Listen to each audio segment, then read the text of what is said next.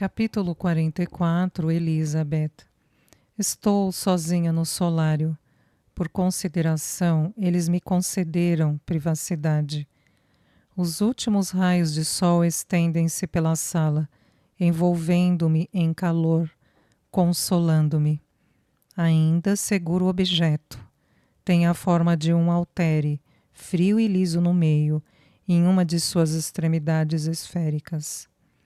Está gravado, mas nem mesmo meus dedos inquisitivos conseguem discernir as letras calcadas no metal. A outra ponta tem saliências, decorada com um desenho. Imagino que esteja manchada, com o preto assentando nos sulcos entre espirais de filigranas que se estendem por sua circunferência, emoldurando as perfurações em formato de coração, que tilintam ao menor movimento. Não preciso vê-lo para saber do que se trata. Conheço-o, mas não é familiar. Só o vi de relance uma vez, e mesmo assim, muito brevemente, quando escapou de uma velha lata de biscoitos, caindo no chão da casa do assistente de faroleiro. Fora isso, não tem nenhum significado. Pensei que poderia ter. Pensei que o fato de segurá-lo de certa forma interligaria tudo. Eu ficaria completa e inteira. Mas não foi o que aconteceu. O livro no meu colo é familiar. Reconheço o cheiro de mofo de suas páginas há muito esquecidas. E as letras em relevo na capa de couro. É pesado, seu papel bêbado das águas do lago, inchado como com os mortos por afogamento. Sei as datas que estão colocadas nas folhas amarelas e a mão que as escreveu, sem que ninguém tenha de me dizer. Eles se foram há mais de uma hora, mas continuo sentada. Não estou surpresa com a notícia que me trouxeram. Soube assim que vieram pelo corredor silencioso, os sapatos guinchando formalidade, enquanto pisavam no assoalho de madeira que o corpo de Charlie fora encontrado. Disseram-me que seria realizada uma autópsia para determinar a causa da morte. Também me disseram que sua cabeça mostrava sinais de trauma.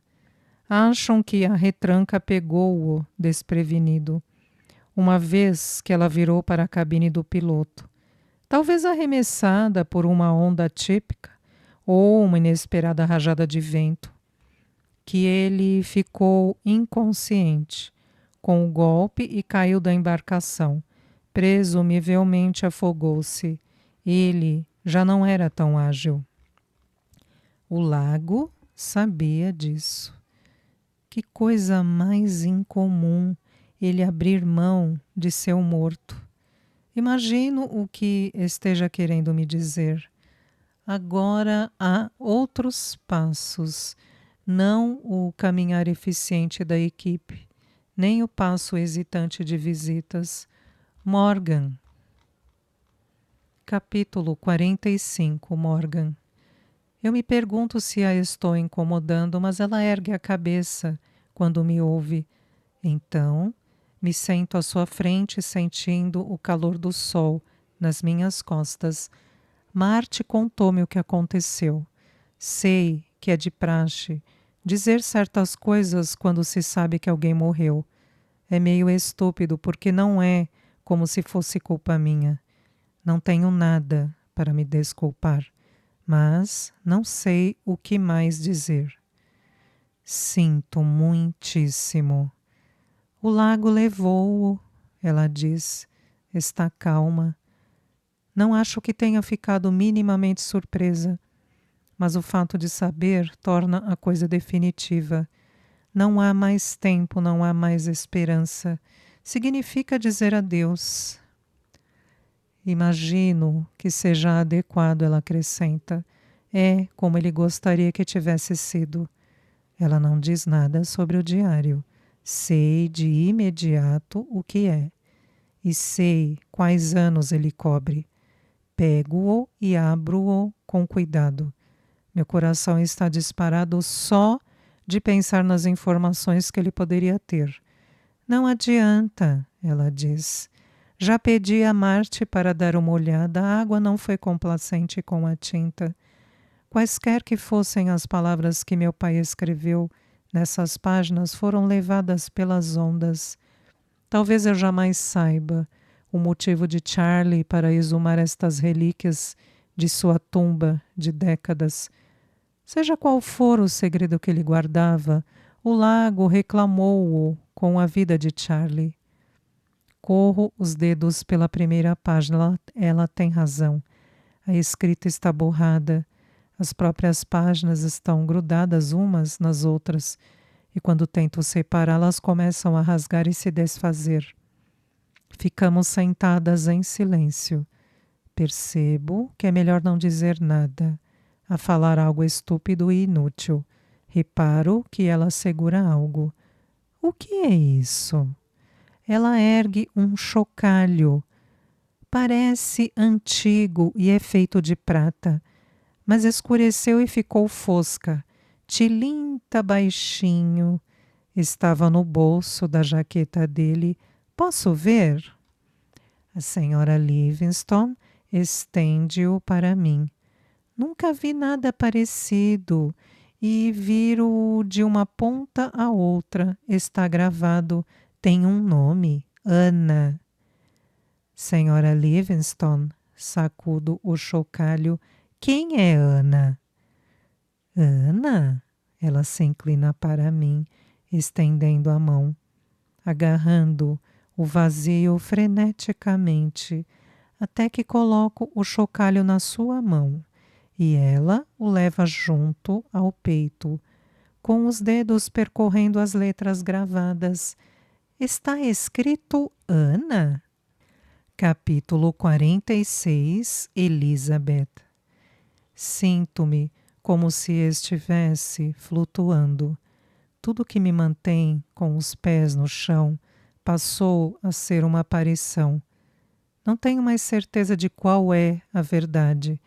Estou nadando. Elizabeth, Emily, Ana. Sinto saudades. Não pode ser dela, sei que não é. No entanto, agarro o chocalho junto ao peito. Não por sentir uma conexão através dele, de jeito nenhum. É por causa do nome, Ana. Talvez você precise saber um pouco mais da história. Comecei a desconfiar da gravidez em novembro. Emily precisou de tempo para sarar e ficou de cama por várias semanas. Sua luz esmoreceu, mas eu podia vê-la cintilando e tentei encorajá-la, levando cadernos, lápis e pastilhas de tinta para ela na cama. Não demonstrou interesse por aquilo. Isso me preocupou mais do que os hematomas, que se tornaram roxos antes de desbotar para verde, passar a amarelo e finalmente desaparecer de sua pele.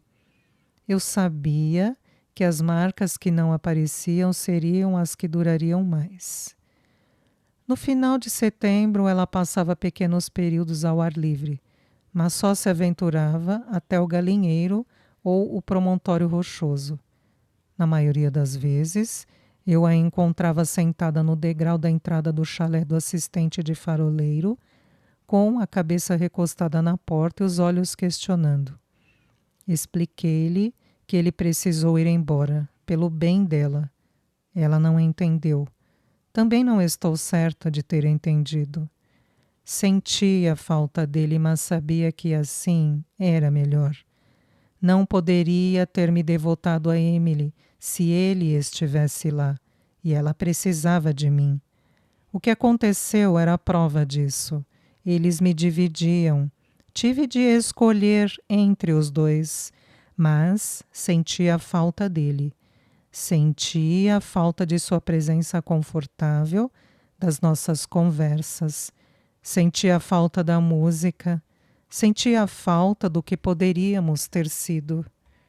Não ouvimos nada a respeito da morte de Grayson até a primavera seguinte. Era um eremita conhecido por poucos, já que passava meses seguidos na água no verão, ou ao longo de sua série de armadilhas no inverno. Seu desaparecimento não foi registrado até depois do término da estação de navegação, quando deixou de retirar uma encomenda que tinha feito nas Silchucks. Deduziu-se que tinha emborcado e se afogado ou sido atacado por um urso, ou alguma outra calamidade consistente com a vida nas florestas ao norte de Ontário. Surgiram rumores de que tinha encontrado o grupo da ilhota Silver, que ele perseguiu de volta a seu barco e expulsou de Porphyry sob a mira de sua arma. E houve especulações adicionais sobre o desaparecimento do assistente de faroleiro do farol de Porphyry, mais ou menos na mesma época. Mas as fofocas compartilhadas com xícaras de chá, nas casas dos antigos mineiros ao longo da estrada beira-mar, na ilhota Silver, ou conversas tidas no cais não prosseguiram. Ninguém daquele grupo que veio à ilha naquele dia, no final de agosto, tocou no assunto. Nem mesmo Arne Richardson. No início eu não tinha certeza de que ele estivesse a par do que Everett fizera, mas suspeitei que soubesse quando não se deu ao trabalho de nos avisar sobre o encontro que tiveram com Grayson. Havia um motivo para ele não sentir esta necessidade. Sabia que o lobo solitário não representava uma ameaça para nós, que tinha afastado Everett de Emily e expulsado o grupo deles da ilha. Acima de tudo, fiquei possessa por ele não ter descoberto uma maneira de proteger Emily, mas fiquei estranhamente agradecida pelo seu silêncio. Eu sabia que ela não sobreviveria ao exigir justiça pelo que tinha acontecido. Seria sua palavra silenciosa, a palavra da filha excêntrica do faroleiro e a do eremita morto, contra as daqueles rapazes educados de famílias abastadas. Em outubro, Emily pareceu ser mais ela mesma. Deduzi que fosse por termos recebido a notícia de que Charlie estava voltando para casa. Ele foi direto ao assunto. Só disse que voltaria para o farol de Porphyry na primavera. Era uma notícia bem-vinda sob muitos aspectos, incluindo o logístico. A súbita partida de David tinha deixado o departamento de transportes em um dilema. A mãe e eu nos virávamos, e o fim da estação estava tão próximo que eles não fizeram nenhuma mudança para o recrutamento de pessoal. Mais uma vez, conseguimos permanecer ali. Antes da chegada de inverno, fui até a cidade para o estoque de mantimentos. Emily e minha mãe ficaram na ilha. Parei para fazer uma visita à mulher de Peter, Maigeles. Ela tinha se casado de novo com um homem quase 10 anos mais velho do que ela, que trabalhava nos acampamentos florestais fora da cidade, devastando as florestas de pinheiros e abetos, para serem mandados para as serrarias e transformados em tábuas. Sentei-me na sua cozinha, tomei café puro e forte e comi seu bolo recém-assado. Ela era o retrato da vida doméstica e senti um pouco de inveja da sua casa confortável, do fogão elétrico e do cabelo loiro. Eu estava vestida com a calça comprida que me acostumara a usar, o cabelo preto e liso, que denunciava minha ascendência. Estava puxado para trás em uma trança frouxa, de modo que ela caía como uma corda grossa sobre minhas costas. Senti-me grosseira e incomodada ao lado de Maigeles. Esperava um bebê. A barriga estava redonda, os seios cheios e as faces curadas com o brilho da maternidade. Enquanto conversávamos, suas mãos moveram-se distraídas até a criança que crescia dentro dela. agradando-a através do tecido florido do seu vestido e do algodão polvilhado de farinha do seu avental de babados. Semanas depois, enquanto passávamos o tempo numa tarde de final de novembro dentro de casa, com a chuva escorrendo pelas janelas e o céu pendendo baixo e escuro, vi pela primeira vez Emily fazendo a mesma coisa. Estava de pé, olhando pela janela além da água, para o espaço onde a chuva e o lago se fundiam em um. Sua mão correu espontaneamente para pousar em sua barriga. Peguei o movimento com o canto do olho e levantei a cabeça do meu livro para olhá-la. Levei alguns segundos para registrar o que estava me cutucando e então me lembrei de Maígeles. A descoberta insinuou-se pela minha espinha. Minha pele ficou quente e minha boca seca. Olhei para nossa mãe. Ela devolveu o olhar, mas não o seguiu até Emily, segurando meus olhos tempo suficiente para falar a verdade, antes de voltar sua atenção para as batatas que estava descascando. Emily sentiu que estava sendo observado e virou-se para mim, com seus olhos da cor do céu, da cor do lago. Tinham recuperado o brilho. Ela sabia. Em poucos dias, recomeçou a pintar. A mãe e eu não tocamos no assunto a não ser uma vez, em meados de fevereiro, quando Emily começou a engordar tanto que já não podíamos negar o fato. Emily estava lá fora, envolta no conforto de um casaco, parada na grande extensão de branco, que tinha abraçado o nosso mundo e silenciado o lago. Minha mãe observou-a pela janela, só olhou, as mãos inertes. Existe uma planta, ela disse. A gente poderia fazer um chá. É tarde demais, repliquei. A criança vai ser um peso para todos nós. Suas mãos continuavam paradas. Já passamos por coisas piores. Ela pegou um trapo. Começou a espanar o barômetro na parede e limpar a lamparina querosene sobre a mesa. Não temos que suportar o que não nos pertence. Ela nunca fora uma mulher afetuosa, calorosa. Não era de seu feitio. E a morte do marido tinha acabado por extinguir o pouco de sentimento que conseguia sustentar. Mas ouvi-la falar dessa maneira sobre o bebê de Emily, independentemente de quem fosse o pai ou da maneira como a criança fora concebida, me entristeceu. Tanto por ela quanto por Emily. Tratava-se do seu neto. Vamos descobrir um jeito, retruquei. A gente sempre descobre. E não tocamos mais no assunto. Não pensamos em levar Emily até a cidade para se consultar com o médico. Naquela época do ano não havia como, a não ser numa viagem penosa, atravessando com sapatos de neve até a ilhota Silver e de lá com trenós, puxados por cães até a cidade.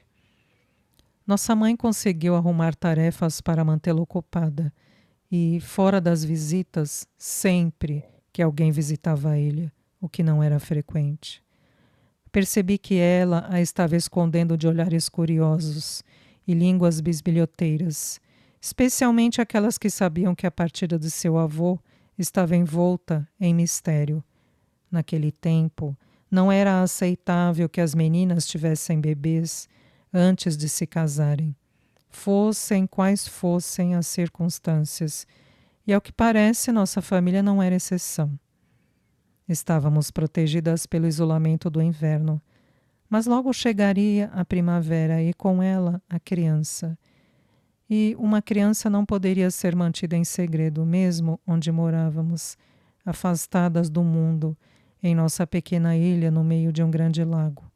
Eu deveria ter pensado mais nisso. Uma ameaça perigosa estava à espreita e não percebi. Temi que Emily ficasse assustada com a criança que se formava em seu corpo, que se ressentisse da existência dela, uma lembrança do terror que havia sofrido. Preocupação inútil. Numa noite, quando estávamos deitadas juntas na cama, ela pegou a minha mão e a colocou sobre sua barriga, segurando-a de encontro ao calor de sua pele até o bebê se mover por baixo. Meu coração acelerou. Uma nova vida desabrochava dentro da minha irmã. E depois de todas as dificuldades e todas as mortes que nos rodeavam, aquilo era bom, era maravilhoso e me encheu de esperança. Não previ a reação de Charlie. Ele voltou para ele em abril, depois que o gelo afrouxou as garras o bastante para permitir a passagem do The Red Fox. Assistimos à aproximação do barco vindo do norte, com as velas ajustadas para amenizar a agitação das ondas.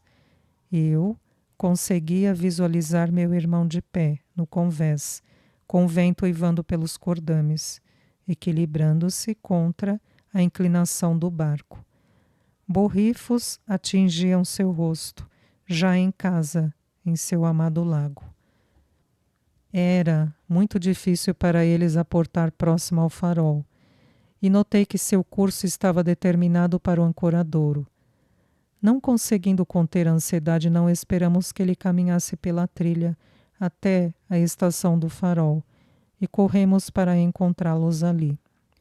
A mãe e eu até nos aventuramos pela doca de madeira para pegar as cordas jogadas do barco e prendê-las nos ganchos. Assim ele viria até nós, mais rápido. Charlie pulou do barco antes que elas estivessem presas, envolvendo-me num forte abraço e beijando as duas faces da mãe com alegria. Emily, como era de seu feitio, ficou para trás, perambulando dentro da garagem de barcos. Ele foi até ela, desmanchando o sorriso ao notar o que era impossível não perceber. Seus olhos procuraram os meus numa interrogação, até enquanto ela recebia o seu abraço, hesitante. Não tocamos no assunto na caminhada até o farol. No início, nosso grupinho estava animado, pondo em dia os anos que passamos separados, ouvindo histórias sobre o tempo em que ele esteve na Inglaterra e os homens que conheceu por lá. Quando Charlie nos escreveu, não falou sobre um ferimento, mas tinha o braço numa tipóia e a mão estava estranhamente retorcida. Perguntei-lhe a respeito, mas ele deu de ombros. Não é nada, juro. Mais tarde soube que aquilo não era uma lesão vinda do fronte. Tinha sido causado apenas algumas noites antes. Numa viela escura nos fundos de uma taverna, era um sintoma do novo Charlie. Ao nos aproximarmos do farol, nossa conversa cessou. Procurávamos ouvir as vozes de Peter e do nosso pai. Charlie não voltara desde a morte do pai e permitimos o silêncio, enchendo-o com nossas lembranças. Naquela noite, Charlie me encurralou perto do barracão de combustível, longe de Emily e da mãe. — Que diabos está acontecendo? Perguntou. Fiquei surpresa ao sentir cheiro de bebida em seu hálito. Nosso pai bebia raramente e guardava o conhaque apenas para as épocas em que um corpo precisasse ser aquecido, tanto de dentro para fora quanto de fora para dentro. Mesmo assim, isso nunca acontecia perto da minha mãe. Ela ainda mantinha a rigidez de sua criação e não permitiria nenhum álcool em sua casa. Eu não esperava que Charlie trouxesse bebida para a ilha e a consumisse de modo tão casual. De quem é? Como é que uma pessoa conta uma história dessas? Tentei. Lidei com as palavras até conseguir formar sentenças e lhe contar o que podia. Contei sobre Everett, sobre encontrar Emily espancada, contundida e sangrando. Não contei sobre o caçador, sobre David, nem sobre o tiro em Grayson. Não expliquei a partida súbita do assistente de faroleiro e ele não perguntou. E onde diabos você estava? Ele perguntou quando terminei de falar, com os olhos furiosos e acusadores e a boca embolando as palavras. Por que, com a graça de Deus, você não manteve aquele rapaz longe dela? Eu tinha me feito a mesma pergunta 1000 vezes, mas ouvi-la vindo dele foi insuportável. Ele inclinou o rosto para perto de mim. Fechei os olhos, escondendo-me do desprezo, sentindo o cuspe me atingir enquanto ele falava. Você deixou que eles nos cobrissem de vergonha. Ergui o rosto junto ao dele, sentindo minha própria raiva aflorar. Como ele ousava culpar Emily de alguma coisa?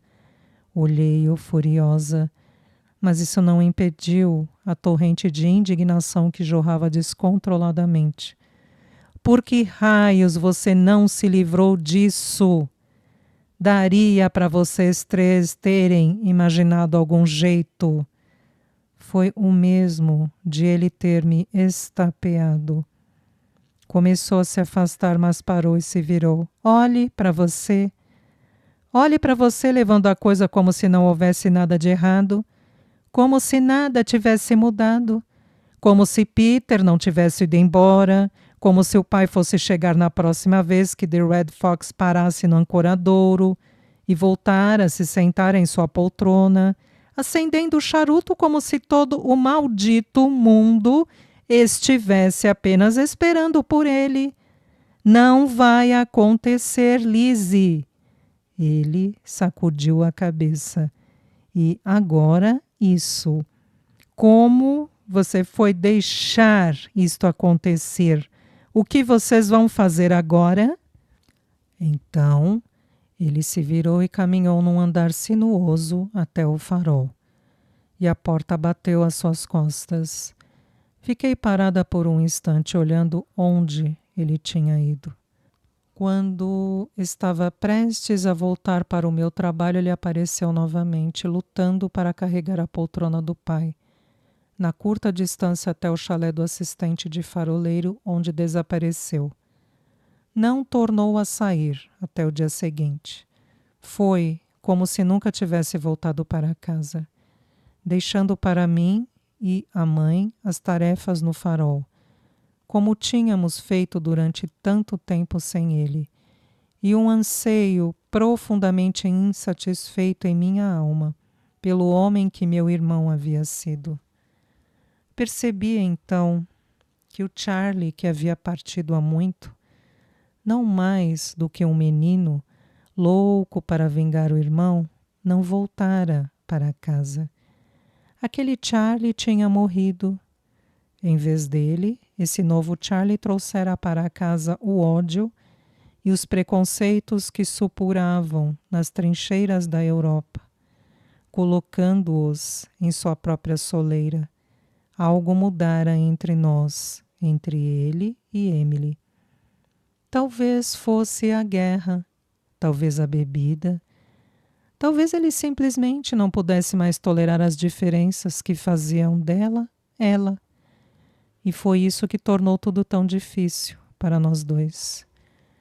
Em poucos dias ele pareceu aceitar a contragosto nossa nova realidade, assumindo sua parcela de trabalho o melhor que pôde, com seu braço machucado, compartilhando as refeições em nossa sala sob farol, mas se esgueirando à noite com uma garrafa de uísque, para se isolar na construção cheia de correntes de ar, que lá estava para abrigar o assistente de faroleiro, e isso me embalou numa falsa sensação de conforto.